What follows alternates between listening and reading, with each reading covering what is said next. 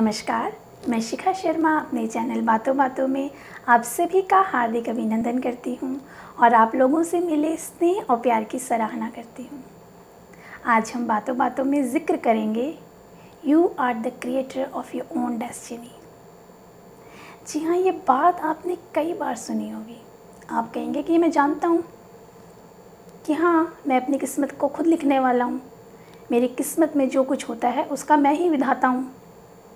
पर ये बात हम जानते हैं क्या? इस बात को हम मानते हैं?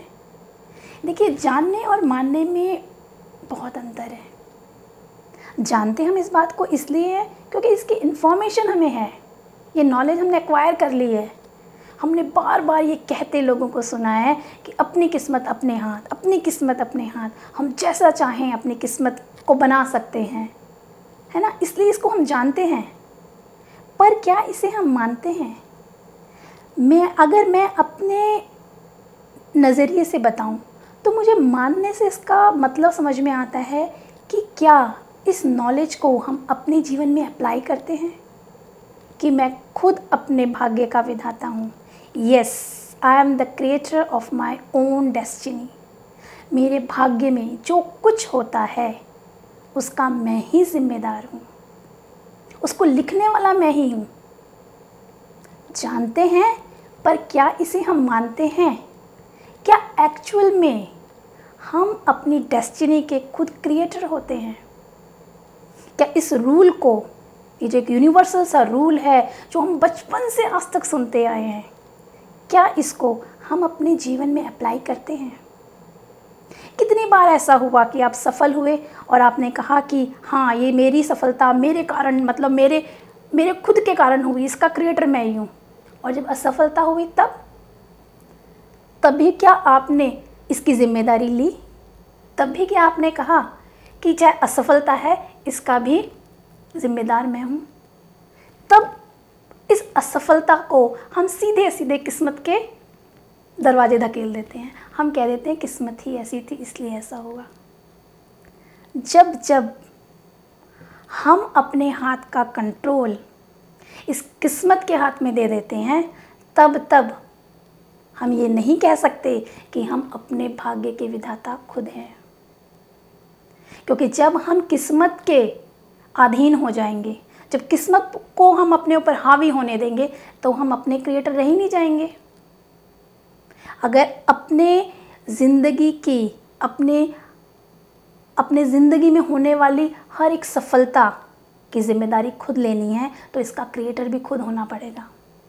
अगर आप चाहते हैं कि वो सब आप अपनी किस्मत में लिख लें, अपने भाग्य में लिख लें, तो उसके लिए खुद आपको अपना क्रिएटर बनना पड़ेगा।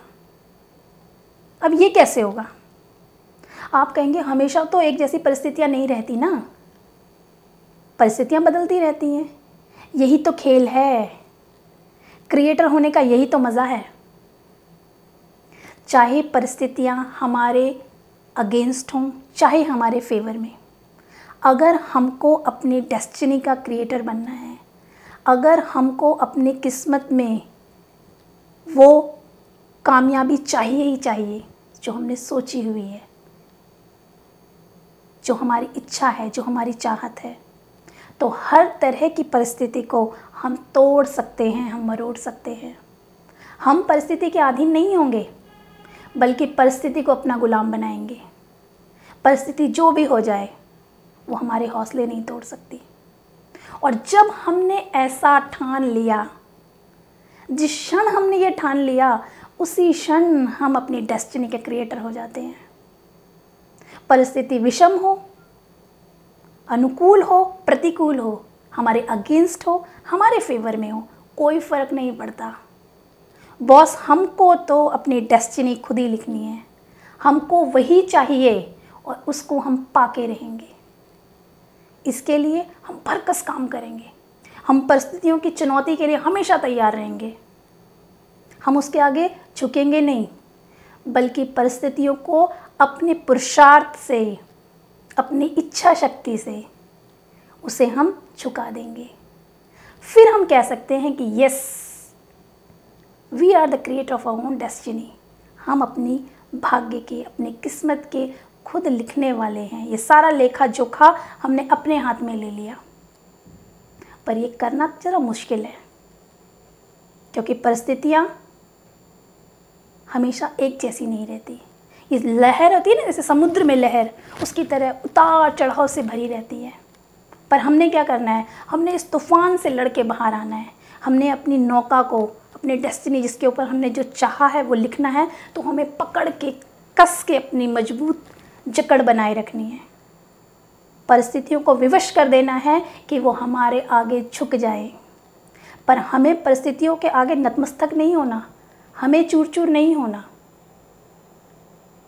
कोई भी जो सफलता होती है ना, बाहरी व्यक्ति जो भी है, किसी भी सफलता को देख के कहता है कि उसकी किस्मत में ही है, फलाना आदमी इतना सफल हो गया, उसकी किस्मत में है। पर उस सफलता के पीछे उसने जो मेहनत की है, उसके पीछे जो उसने खून पसीना बहाया है, उसे कोई नहीं देख पाता।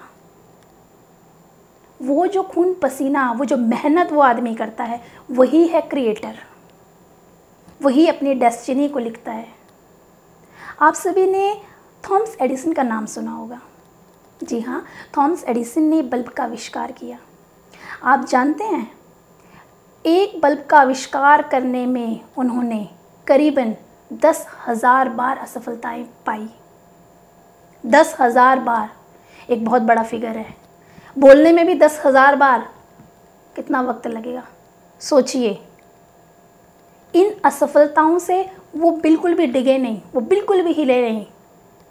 इच्छा शक्ति और अपने डेस्टिनी के खुद क्रिएटर बनने वाले ऐसा ही करते हैं।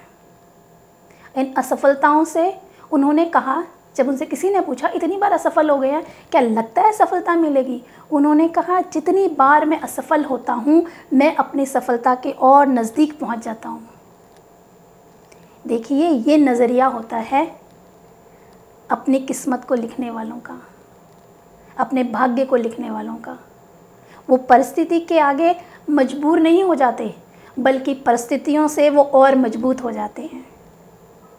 जो सफलता है, जो कामयाबी है, जो डेस्टिनी है, वो कोई संयोग नहीं है, बल्कि वो एक नतीजा है, एक ठोस नतीजा है आपके नज़रिए का, एक सशक्त नतीजा है आपकी इच्छा शक्ति का, एक मजबूत रिज़ल्ट है आपकी सोच का। अगर इस तरह की सोच, इस तरह की इच्छा शक्ति, इस तरह का जज्बा आपके अंदर है, तो जी हाँ, आप अपनी किस्मत को खुद लिखने वाले हैं। इस बात को ख़त्म करते करते मैं कुछ लाइनें कहती हूँ। कौन कहता है आसमां में सुराख हो सकता नहीं, कौन कहता है आसमां में सुराख हो सकता नहीं, एक पत्थर तो तबीयत से उछालो यारो। जी हाँ, कुछ भी असंभव नहीं। आप अपने भाग्य, अपनी डेस्टिनी में वो सब लिख सकते हैं जिसकी आपको गहरी इच्छा शक्ति है, जिसके बारे में आप बहुत ज़्यादा विश्वास रखते हैं। और इस तरह आप खुद अपने भाग्य के रचयिता हो जाते हैं। You are the creator of your own destiny. इसी के साथ मैं आपसे विदा लेती हूँ। आशा करती हूँ ये वीडियो आपको बहुत पसंद आया होगा। इसी तरह अपना प्यार और स्नेह सहयोग मेरे साथ बनाए रखें। जल्द ही मिलूँगी अपनी नई वीडियो के साथ। Have a nice day. शब ब खैर।